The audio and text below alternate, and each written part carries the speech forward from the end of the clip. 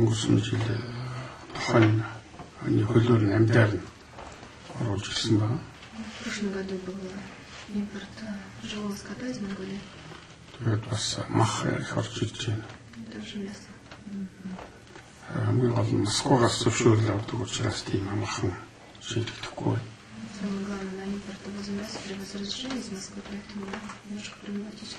Манайд бол Монголд бол мал мах нэлээд боломжтой байгаа. Мы всегда рады.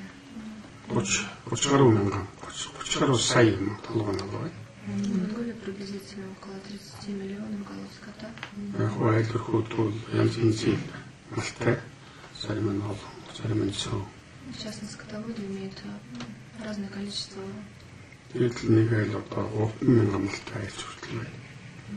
Одна семья в среднем максимально имеет 3000 голов.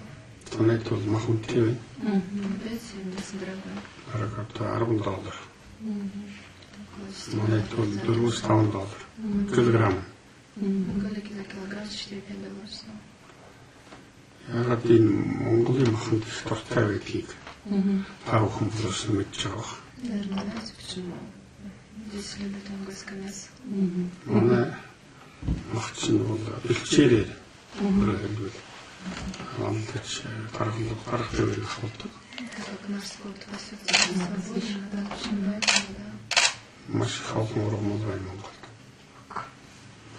Тэр ургамал дотор бол мэдээж эми ургамал байна. И за счет этого очень вкусное мясо. Тийм учраас одоо манай махч хамттай. Ийм болоота. Би бол өөрөө танаа манай мах гэхийг байхгүй. Я лично себя неделю там нож мясо, грязкое мясо или ни одно мясо.